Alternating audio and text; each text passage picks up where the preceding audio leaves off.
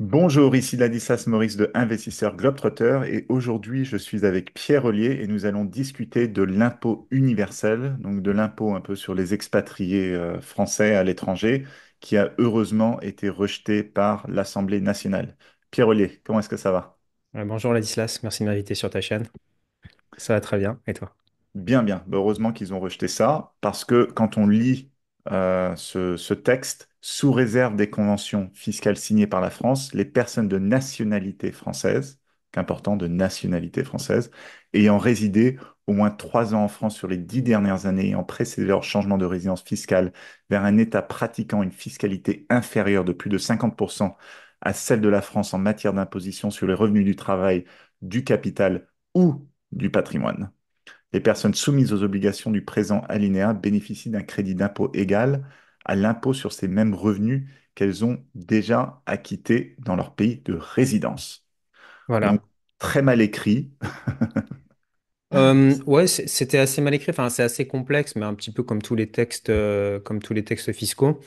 On a eu quand même une petite frayeur parce que bah, c'est vrai que si ce texte était passé, j'entendais beaucoup de gens qui disaient, bon, de toute façon, ça ne nous concerne pas. La France a des conventions fiscales avec tous les pays du monde. Il faudrait qu'ils renégocient toutes les conventions fiscales. Du monde. En réalité, pour avoir lu les projets, parce que ça fait déjà des années qu'ils en parlent, hein, enfin, il y a déjà 9 10 ans qu'ils en parlent de cet impôt universel au niveau du parti de Jean-Luc Mélenchon. Et donc, quand ils ont présenté ce texte, voilà, ils proposaient d'avoir un crédit d'impôt. Donc, c'est pas très clair, mais en fait, si c'est clair, c'est-à-dire que tu payes tes impôts en France si tu rentres dans les conditions. C'est-à-dire que, admettons que tu es dans un pays où la fiscalité est 50% inférieure à celle de la France et que voilà, tu sois parti, enfin, c'est cette histoire d'avoir vécu en France pendant 3 ans sur les 10 dernières années, tu as droit à un crédit d'impôt. Donc, qu'est-ce que ça veut dire avoir droit à un crédit d'impôt? Ça veut dire que tu payes tes impôts en France si tu rentres dans ces conditions. Donc, tu payes full taux français et tu as le droit à un crédit d'impôt. Un crédit d'impôt, c'est-à-dire que la France va te rembourser ce que tu as payé en trop. Donc, tu dois payer. Donc, voilà comment en fait est mis le système. C'est ce qui s'appelle un système d'impôt différentiel. C'est-à-dire que tout ce que tu n'as pas payé, par exemple, dans un pays, admettons, tu vis aux Bahamas, bah, en fait, tu le payes à la France et ensuite, si tu veux être remboursé, bah, tu présentes ton crédit d'impôt en disant, ah ben non, j'ai déjà payé ça, donc remboursez-moi. Donc, ça aurait été vraiment un impôt universel. Et voilà, ça commence tout petit, mais derrière, ça peut toujours. Enfin, c'est comme tout, hein, les impôts en France, ça commence toujours on te dit que c'est provisoire, et puis après, ça peut durer 5 ans, 10 ans, et puis ad vitam aeternam, quoi. Mais bon, fondamentalement, ils n'auraient pas pu mettre ça en place avec les pays qui ont déjà une convention fiscale avec la France. Ben, à l'instant T, non, mais les conventions fiscales peuvent se renégocier. Et le problème de ce type de texte, c'est que la France, bon, elle est dans l'Union européenne, elle pèse quand même au niveau des décisions fiscales. Donc, si la France avait pu mettre en place ce type de texte, le risque serait été qu'un pays, par exemple, comme l'Allemagne, limite, ou comme d'autres pays, et qu'ensuite l'Union européenne fasse du lobbying pour ensuite renégocier les conventions fiscales ou trouve des systèmes en disant, par exemple, les pays qui ne veulent pas appliquer ça, on peut très bien les mettre sur des listes grises, sur des listes noires, un petit peu comme ce qu'ils ont fait pour l'échange automatique d'informations. Donc ça aurait pu, par la suite, ils auraient eu des moyens de pression pour pouvoir le mettre en place. Donc de ce côté-là, voilà, j'ai envie de dire oui sur le papier, à court terme, mais si on regarde à moyen long terme, si ce type de texte venait à passer, je pense que derrière, ils ont réfléchi à des façons de l'implémenter même si le texte n'était pas très bien rédigé.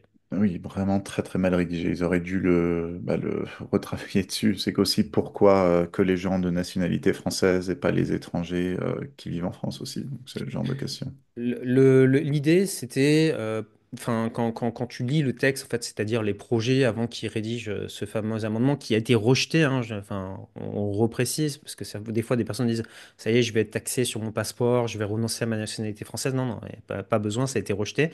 Mais l'idée derrière ça, c'était vraiment de se dire, voilà, quand vous êtes français, vous avez des droits. D'accord? Donc, quand vous êtes français, vous devez aussi avoir des devoirs. Donc, c'est comme ça, en fait, qui résonne.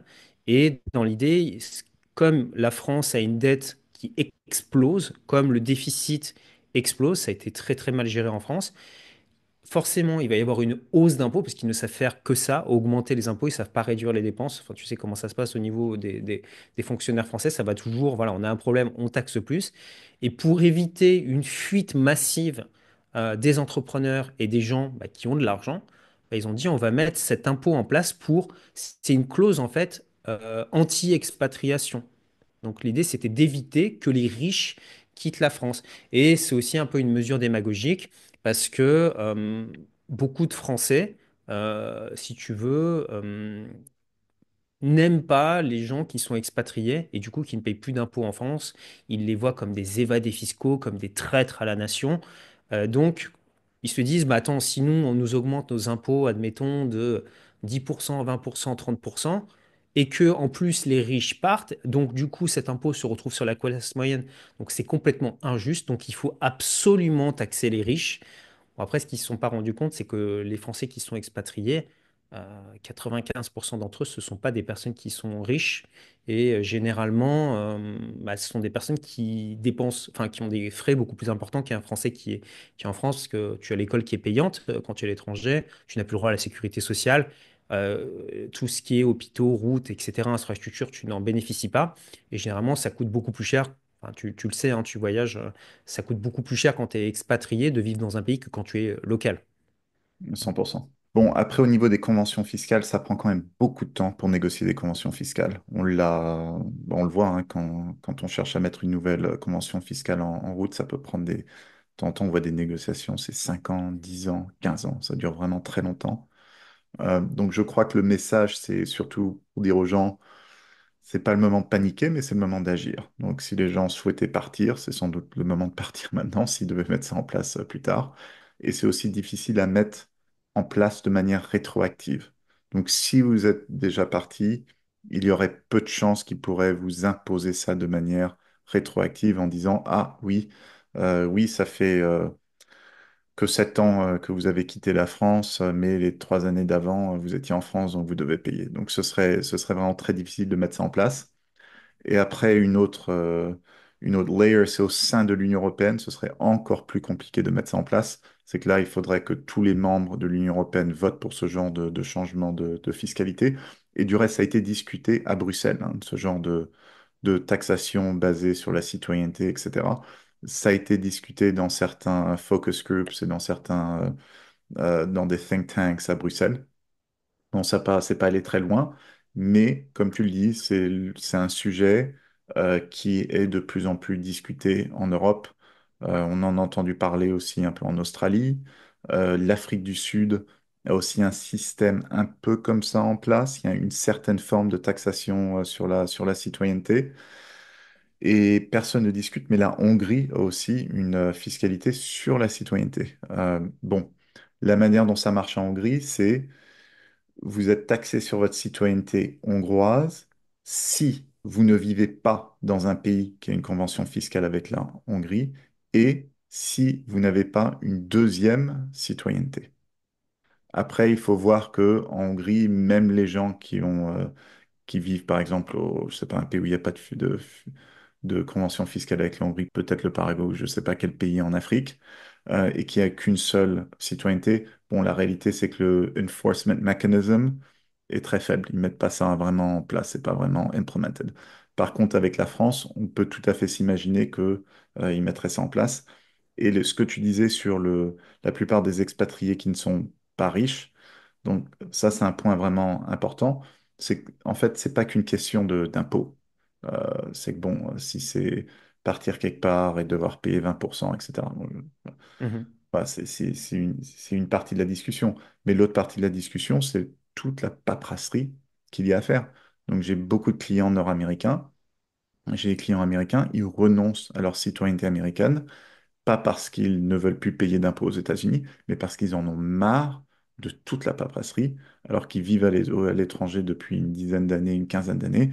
Chaque année, ils se retrouvent à remplir des impôts compliqués aux États-Unis qui prennent pas vraiment en compte leur situation spécifique à l'étranger, etc. Ils en peuvent plus des papiers, ils en peuvent plus. Donc ils renoncent, c'est même pas pour économiser les 15-20%, c'est juste parce qu'ils en peuvent plus de la paperasserie. Et ils sont tristes de Mais renoncer à leur citoyenneté. Ils n'ont non, pas c'est du parce tout que envie. tu, Ouais, je comprends tout à fait. Ben, parce que les gens, je pense, se rendent pas compte en fait de ce que ça impliquerait, parce qu'il faut vraiment être expatrié pour comprendre ce genre de problématique. Donc, dans le cadre d'un impôt différentiel, vu que chaque pays pratique un impôt différent et que toi, tu aurais droit à un crédit d'impôt, j'ai réfléchi à ça et je me suis dit, mais en fait, ça serait à toi d'apporter la preuve que tu as déjà payé des impôts dans ce pays. C'est pas la France qui va aller faire ce travail. Donc, pour faire ça, c'est-à-dire, imaginons que tu vives en Turquie, que tu vives en Géorgie, que tu vives enfin, voilà, dans un pays où la langue, c'est pas l'anglais. Ça veut dire, imaginons, on va prendre voilà, l'exemple de la Géorgie. Mettons que ça tombe, qu'il n'y ait plus de convention fiscale ou qu'ils arrivent à se mettre d'accord. Donc, il faudrait que tu prennes donc, les documents des services fiscaux, par exemple, géorgiens, que tu les fasses traduire en français, donc que tu fasses appel à un traducteur certifié. Ensuite, ces documents, il faudrait qu'ils soient apostillés et ensuite, il faudrait que tu les envoies à la France et qu'ils étudient ça pour dire oui, vous avez bien le droit à votre crédit d'impôt. Et il faudrait que tu le fasses sur tous tes revenus. C'est-à-dire que sur le revenu du patrimoine, sur tes revenus de placement, si tu as des cryptos, enfin, t'imagines en fait la quantité de paperasse, il faudrait tout faire traduire en français pour pouvoir bénéficier en fait de ce crédit d'impôt. Donc ça serait quasiment impossible. J'ai déjà eu des cas de figure où, si tu veux, moi, en fait, on devait me payer des droits d'auteur en France et sur une préface que j'avais rédigée. Et donc, en fait, la maison d'édition m'a dit, voilà, nous, en fait, on va vous prélever automatiquement 30%, sauf si vous nous, à l'époque, je vivais à Malte, sauf si si vous faites remplir à Malte un certificat de dispense fiscale.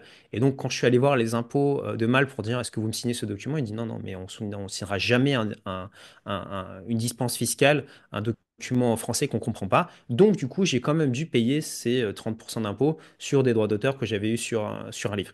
Bon, après, c'était pas la question, mais en fait, le mécanisme, il devient extrêmement compliqué, comme tu le disais, au-delà des impôts. Et la deuxième chose, c'est de devenir persona non grata dans les banques. Tu le sais très bien, aujourd'hui, quand tu vas ouvrir un compte bancaire, on te demande toujours cette question, Are you a US person? Et tu dois remplir ce document W8 Ben. Non, je ne suis pas résident américain. Non, mon identité américaine n'a pas d'établissement stable aux États-Unis, etc. Et à ce moment-là, oui, on veut bien t'ouvrir un compte bancaire. Si tu dis que tu es une personne américaine, il y a des risques d'amende énormes pour la banque, parce que chaque année, la banque doit reporter que tu es une personne américaine. Donc, la plupart des banques, en fait, rejettent les Américains. Quand tu es américain aujourd'hui, on ne te veut pas. Moi, j'ai travaillé chez Barclays à Paris, avenue de l'Opéra, et quand cette régulation a été mise en place, on a clôturé tous les comptes des personnes américaines et toutes les personnes qui étaient américaines et qui souhaitaient ouvrir des comptes l'ouverture de compte, la réponse était systématiquement non. Vous êtes une US personne, on ne vous ouvre pas de compte. Donc Mais ça enclenche beaucoup de problèmes, si tu veux, ouais, c'est vrai, derrière. Et les gens ne se rendent pas compte de ça. Pour eux, c'est les Français sont à l'étranger, il faut qu'ils payent. Ouais, mais en fait, tu deviens un paria en fait à l'étranger quand tu as ce type de après, mécanisme qui met en place. Ouais. après ça, c'était pas forcément l'histoire des Américains, c'est pas forcément à cause de la citizenship-based taxation, mais c'est surtout à cause de FATCA. Ouais, Donc, si FATCA, la ouais. France devait mettre en place un revenu universel sur les expatriés français, ça impliquerait pas FATCA. La France serait toujours dans CRS. Donc, je suis pas convaincu que ça aurait de l'impact sur les banques. Après, C'est vrai. au niveau de la mise en place de cet impôt, donc ça, c'est un des scénarios que tu décris où les Français devraient chaque année montrer toutes les preuves. Après, il y aurait un autre scénario où ce serait le Français déclare ses impôts et seulement si on lui demande, seulement s'il se fait auditer, il doit montrer toutes les preuves. Donc déjà, ça, Dans, ce dans le serait te- quand même... dans le texte, c'est rédigé comme ça, c'est-à-dire vous avez le droit à un crédit d'impôt.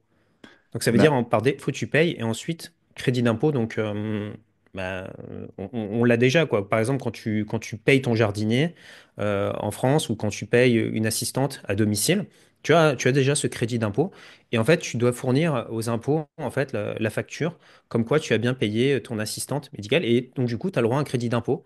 Donc tu le déclares lors de ta déclaration crédit d'impôt. J'ai payé par exemple 500 euros mon jardinier et hop tu vas pouvoir le déduire sur ta déclaration d'impôt. donc, ça, à voir, peut-être qu'ils changeraient ça, ils diraient, OK, ce serait trop de papier de demander à tout le monde de faire ça, donc on leur demanderait juste une self-declaration, et après on auditera X%. Et la troisième manière d'opérer, qui serait sans doute la plus simple, ce serait de dire, voilà la liste des pays qui sont concernés. Donc, si vous déménagez, par exemple, le Paraguay, là, c'est premier en ligne, 10%, pas de convention fiscale, boum. Si vous déménagez dans ces pays-là, dans ce cas-là, cette nouvelle loi s'applique à vous.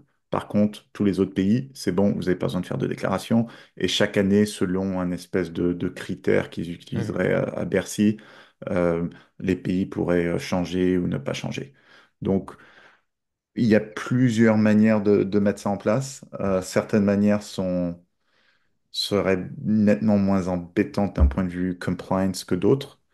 Mais la réalité, comme tu dis, Pierre, la réalité, c'est de vouloir punir les gens qui partent. Les Français ont un déficit public de plus de 6%, alors qu'il n'y a franchement aucune raison pour avoir un déficit public de près de 6% en ce moment. On Mhm. n'est pas en pleine récession. Euh, donc voilà, il va falloir aller récupérer l'argent. Et clairement, le gouvernement n'a pas l'air de faire tellement de coupes budgétaires, mais surtout a l'air de vouloir trouver un peu plus d'argent.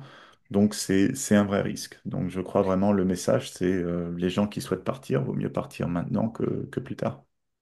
Ouais, et puis faut aussi un petit peu s'intéresser derrière. En fait, derrière, c'est plus, je pense, une idéologie. Les gens, les députés qui mettent ça en place, je pense, sont un petit peu déconnectés et réalisent pas vraiment comment ça peut se passer. Je sais pas si tu as déjà regardé des débats à l'Assemblée nationale, comment ça se passe.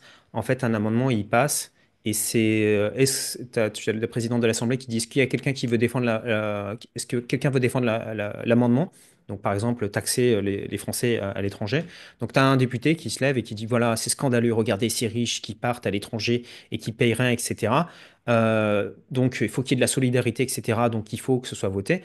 Tous les députés ne sont jamais, les députés ne sont jamais présents. Enfin, tu dois avoir peut-être 30% ou 40% des députés qui sont présents à l'Assemblée. Donc, c'est jamais, même si, entre guillemets, tu as une assemblée qui serait majoritairement contre cet impôt, il suffit que ce jour-là, à l'Assemblée, ce soit plutôt le groupe, par exemple, euh, Nouveau Front Populaire qui sont en place et qui veuillent faire passer cet impôt. La présidente de l'Assemblée dit on passe cet amendement au vote, le vote est ouvert, le vote est clos. En 3 secondes, les gens votent et l'Assemblée a adopté. Ça se passe comme ça. Donc ça se passe très très vite. Les Tu pourrais dire que c'est un processus, que les gens ont eu le temps de débattre et tout. Non, ça se passe généralement très très vite. Et donc, c'est quelque chose qui peut revenir par la suite sous une nouvelle forme. Et après, comment est-ce que ça pourrait être implémenté? Aujourd'hui, ça coûterait très cher. En fait, l'idée, c'est que, en fait, de mettre en place ce type de système, le fait de payer des fonctionnaires pour juste aller collecter l'impôt, etc., coûterait plus cher que l'impôt qu'on pourrait collecter. Mais c'est quelque chose qui pourrait être résolu par la suite grâce à l'intelligence artificielle. C'est-à-dire, aujourd'hui, ce serait plus des fonctionnaires qui traiteraient ça, mais le processus serait automatisé à 90%, 95%, et ils arriveraient peut-être, avec l'évolution de la technologie, justement à aller chercher de l'impôt. Parce que leur but, c'est vraiment, je dirais pas de baisser les dépenses publiques, mais vraiment d'aller taxer plus. C'est ce qu'on a en fait aujourd'hui au niveau de la gauche, en fait, de la gauche française. Il faut plus d'impôts. C'est l'idéologie. Oui, et tous les députés ont aucune idée des conséquences d'un impôt comme ça. Et les gens comprennent vraiment pas, comme tu disais, les problématiques des Français de l'étranger. Et après, au niveau des partis politiques, bon, le LFI, ils sont à fond pour. Bon, beaucoup de gens aiment bien le Rassemblement national, mais c'est aussi le genre de personne qui irait voter pour ce genre d'impôt qui Ils, fait un peu cocorico. Bah, fondamentalement, il y a que les macronistes ils qui étaient ont l'air pour, en d'être un fait. peu contre. Le Rassemblement national en commission des finances, parce que dans un premier temps, c'est un amendement qui a été présenté en commission des finances, donc qui a été adopté. Le Rassemblement national était pour. Puis après, finalement, ils ont voté dans un premier temps contre le texte de la commission des finances. Donc ça a été rejeté, ça a été représenté à l'Assemblée nationale. Et le Rassemblement national a voté contre sous chantage en disant on vote contre, on n'est pas contre, on n'est pas du tout contre cet impôt. Donc, ce qui sous-entend on est pour, mais on veut la préférence nationale pour les Français. Donc, on veut que les Français aient la priorité sur les étrangers, donc sur tout ce qui est prestations sociales, etc. Si on obtient ça, vu que maintenant les Français auront des droits supplémentaires, ben, on estime que, OK, ils peuvent avoir des devoirs, et donc s'ils partent, bah, en fait, ils auront le devoir de payer l'impôt. Évidemment, après, voilà, enfin, on verra comment ce texte, à mon avis, sera représenté parce que c'est pas parce qu'un amendement est rejeté une année qui peut être rejeté, enfin, qui va pas être représenté l'année suivante. Quand on suit, en fait, des débats de l'Assemblée nationale, là, j'ai suivi justement tout ce qui était texte, en fait, vote de texte sur le budget, sur tout ce qui était dépenses. Et on voyait bien dans l'Assemblée nationale en disant, mais écoutez, vous avez déjà présenté cet amendement l'année dernière et vous vous êtes rendu compte que ça ne passait pas au niveau de l'Union européenne, on a dû payer des amendes, etc. Et vous le représentez quand même. Mais en fait, ils le représentent, ils l'ont voté et ils l'ont à nouveau adopté. Donc, les textes peuvent être représentés chaque année, donc on n'est jamais à l'abri de ça. Donc, il faut regarder un petit peu la tendance. De là à dire, bon, il faut abandonner son passeport français, je pense que c'est un peu prématuré.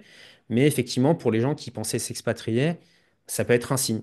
Voilà, Ouais. sachant qu'en plus, les États-Unis, au niveau de Donald Trump, parlent de supprimer cet impôt sur la citoyenneté. Enfin, c'est quelque chose qu'apparemment l'administration Trump ne serait pas, enfin, serait pour l'idée de supprimer cet impôt sur les Américains. Donc, on verra la tendance que ça va prendre. Oui, et la réalité, c'est que la France court droit vers une crise de la dette. À un moment donné, dans les prochaines années, on va sans doute avoir, les Français vont avoir de gros problèmes avec la dette. Ils vont devoir présenter un budget dur pour pouvoir rassurer les marchés. Et c'est dans des moments comme ça, dans des moments de crise, un peu à la grecque, où là, il y a tout qui passe d'un coup, là, bam, et ça repasse au milieu de tout ça, pas de débat. Et tout d'un coup, d'un jour à l'autre, voilà, c'est mis en place et c'est trop tard pour réagir. Donc vraiment, Il le faut- conseil, c'est que ça risque de passer, la vérité, ça risque de passer. La France est endettée, la France est Mhm. dans une sale situation fiscale, ça ne va que s'empirer. Il n'y a vraiment aucun espoir. Il y a pas de, on voit pas la fin du tunnel. Donc, il faut se préparer. Donc, en gros, si vous êtes français et que ce genre d'amendement, ça vous inquiète, il vaut mieux commencer à quitter maintenant que dans quelques années, parce qu'il y a de bonnes chances que vous vous retrouviez dans une sale situation. Et plus on est parti tôt, plus on a coupé les liens, plus les choses sont clean. Parce que de toute façon, il faudra payer. Et de toute façon, l'impôt sera toujours injuste. C'est-à-dire que ce sera soit les personnes âgées qui seront sacrifiées, donc ils couperont au niveau des retraites, ou ils couperont au niveau des dépenses, par exemple, pour tout ce qui est soins de santé, etc. Ou alors, ce sera pour des dépenses pour le climat. Parce qu'aujourd'hui, c'est quelque chose, voilà, l'idéologie, il faut qu'on paye pour le climat, etc. Mais entre sacrifier un Français de l'étranger et sacrifier le climat, ils préféreront sacrifier le Français de l'étranger. Entre sacrifier une personne qui est retraitée ou sacrifier un Français de l'étranger, ils préféreront sacrifier un Français de l'étranger parce que clairement, ça pèse pas beaucoup. Enfin, je veux dire, les Français qui vivent en France, ils iront pas pleurer sur les Français de l'étranger. Il faut pas croire qu'ils vont descendre dans la rue pour aller défendre les Français qui sont à l'étranger. Donc, s'il y en a certains qui doivent sauter en premier, en plus, ils sont mal vus. C'est une mesure qui est plutôt populaire en France pour la majorité des Français. Ils disent, voilà, les gens qui ne payent pas en France, ce sont des traîtres. Enfin, pas tous pensent comme ça, mais une bonne partie des Français pensent comme ça. Donc, ça ne posera aucun problème, en fait, à être adopté. Donc, ouais, effectivement, prudence par rapport à ça. Très bien, merci Pierre. Donc, à Investisseur Globetrotter, on aide beaucoup de gens à obtenir des secondes résidences, à investir dans des secondes citoyennetés. Donc, c'est tout à fait possible d'acheter une seconde citoyenneté. Et Pierre, tu as une chaîne très intéressante. Tu parles d'investissement, d'immobilier, d'expatriation, etc. Est-ce que tu peux nous dire deux, trois mots là-dessus? Ouais, bah moi je suis un investisseur immobilier, j'ai commencé à investir en France et maintenant j'investis à l'international, notamment dans l'immobilier. Et forcément, bah, quand tu es entrepreneur international, je me suis confronté aux problématiques que rencontrent la plupart de tes clients. Donc, j'ai obtenu plusieurs résidences, plusieurs passeports, et c'est des choses, voilà, j'ai commencé à en parler aussi sur ma chaîne YouTube parce que c'est des choses qui intéressent les abonnés. Donc, c'est vrai que dès qu'on touche à l'expatriation, on rencontre tous les mêmes problématiques, on en arrive un petit peu tous aux mêmes conclusions. Donc voilà, c'est des thématiques qui sont chères. Bah, justement, j'avais fait une vidéo sur l'impôt universel que vous retrouvez sur ma chaîne YouTube. Très bien. Donc, les liens en dessous. Pierre, merci beaucoup. Bah, merci à toi, Ladislas. N'oubliez pas de télécharger mon e-book gratuit 12 erreurs à éviter lorsque l'on investit dans l'immobilier international que vous trouverez sur mon site qui contient aussi de nombreux articles sur l'immobilier et l'expatriation. À bientôt.